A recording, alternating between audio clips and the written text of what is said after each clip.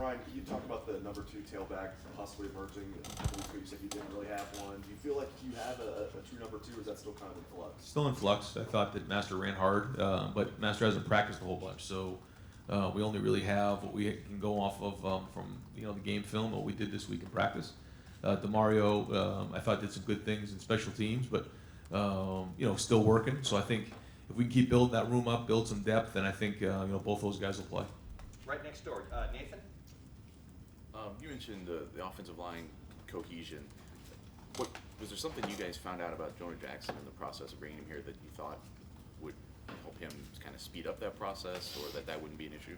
Well, Jonah's been in a couple different offenses, and actually in an offense that was used the same terminology as this one here when he was at Rutgers, and so that helped in the transition because he was able to kind of quickly assimilate and figure out how we were calling things.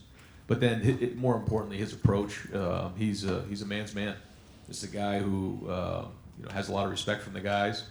Stepped in. And it's not easy to walk into Ohio State now. I mean, it's not. These guys are close, and so far he's done a really good job and played good last week. So we'll keep building from there. Far left, Lori. Coach, we asked you about adjustments last week. How much harder is it to make in-game adjustments at this time of year when you only have one game to reference? Like, okay, guys, this is what we did against so-and-so. I think when you have a veteran group, it's a little bit easier. When you have a rookie quarterback, when you have some guys who don't have as much experience, a little harder. New scheme, a little harder. Every game it gets a little bit easier, just in terms of being able to fall back on experiences and different plays or different adjustments that things or the teams have done to us where we can handle that. And even through practice, every time you go through a week of practice, you're getting a couple hundred reps under your belt, and a meeting time where you can go through those things and talk about them ahead of time, so that if something like that did pop up in a game, we could get together on the sideline and say, all right, here's how we need to handle that. How many times do you need to have repped something for you to feel comfortable? It depends on what it is. If it's a route, a route combination, probably somewhere between 20, 30, 40. If it's a run game, even more than that. So it takes time, because if you're going to get a certain look, then that's one thing, but that's not how it works. This team right here changes the look every snap, and so it takes time. And not only do you have to be able to recognize what to do, it's how to do it, and so that takes a lot of reps. Right, Austin. Ryan, how much did not having CJ impact your plans or at H-back wide receiver last week? It affected us because CJ was the backup H going into the preseason, and so his absence was felt a little bit in special teams as well. But we got some good depth there, and so we'll be okay moving forward. Is there something that has kept Jalen Gill from becoming more of a factor, or where is he in that mix right now? He's kind of in the mix. He's right there. He's providing some depth for us, and the more he plays, the more experience he gets, the better it'll be for him. Third row left, Dan. Ryan, obviously Cincinnati played on Thursday last week, so they had a couple extra days to prepare and to recover. Does that factor into your preparation at all, knowing they might have a couple extra days to put different things in? No, not really, because they played on a Thursday night. We played at noon on Saturday, so it actually really wasn't that much. They do have a little bit of time to catch their breath, but in this situation, I don't think it matters all that much. Front row right, Bill. You said that you were happier with the offensive line play after you watched the film than you were coming off the field Saturday. What's the next step in their development? What do you want to see on Saturday from them? A little bit cleaner, just in their fits. When you have a big, strong line like that, they have a tendency to move around. These guys have been moving around every snap. We know that on Saturday, and these guys did this past week. And so we got to be able to handle that movement. And I think if we fit those runs a little better, that'll be the next step. Right next door, Tim. Yeah, Brian, Josh Proctor, we heard all about him in the preseason camp. He was making 2 interceptions this day, 1 that day, etc. He makes the big pick on Saturday. Where does he fit in the plans now, moving forward?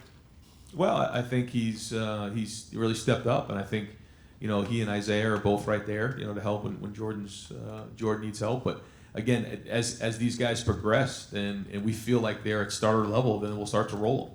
And I think that's the progression. Do you get yourself to that starter level? And if you are, then we'll start to roll you, which is what we did at tackle and some of the other positions the other day. So he's inching closer. And whenever you show up in a game like that and make a big play, then that really helps your case. Hey, real quick, has anybody popped up this week on the injury list, etc. You're going to be without that you know of? Nothing right now. Front row left, Doug? Totally off topic. What do you think of what Joe Burrow's been able to do at LSU from the guy you knew here? Boy, I could talk about him for an hour. What a special young man, and that was a very tough thing for him and for his family and for all of us. And I couldn't be prouder of what he's done down there. Not just playing, but going into a situation, a big-time SEC school in a tough environment, and being the leader. And I talked to Coach Ogeron, during the NFL draft, and he said he literally took over that team and he turned that whole program around. They were going in one direction. He told me that, and then all of a sudden Joe Burrow showed up and it changed. And so I think that's a tribute to who that kid is. And then to see him play the way he did last week and really produce at a high level, really cool. But besides all that, I think just the way he's handled it has been awesome. Right behind him, Ari?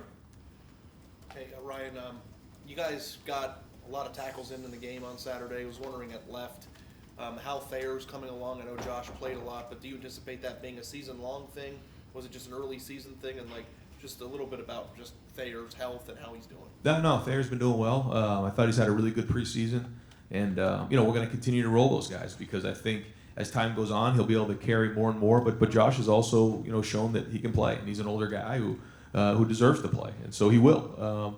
Now, he didn't have some snaps that I know he wants back, Josh, in the game. And so that matters. Those guys, when they get in there, they have to play at a certain level. But overall, Thayer's doing great. I thought he, graded out well. He graded out a champion. And so we'll continually roll those guys. But when they do get in there, they have to play at a championship level. Right in the spring, I know that depth at offensive line seemed to be, or was probably a huge concern for you guys. I think you only had 11 guys. Being in this position now where you're rotating guys on both ends, and is this offensive line deeper than you thought it could be at this point? Yeah, and I thought that was a tribute to Stud and what we've done on offense, and Kevin's been involved, and everybody, just in making sure that we have everything we need. And, that Jonah was a big part of that. Bringing Jonah in here and then getting a few guys down the stretch was critical. Getting Brandon Bowen back healthy, our staff with Sean Barnhouse and Adam Stewart and everybody doing a great job. Our medical staff getting him back with that leg. They handled that the right way. Handling Thayer the right way. That all comes into play here. And so it's been really important to get depth. A guy like Gavin Cupp has been huge for our program. What he's done. He's providing depth for us, and he's been there. He's been strong. He's been practicing when other guys weren't there.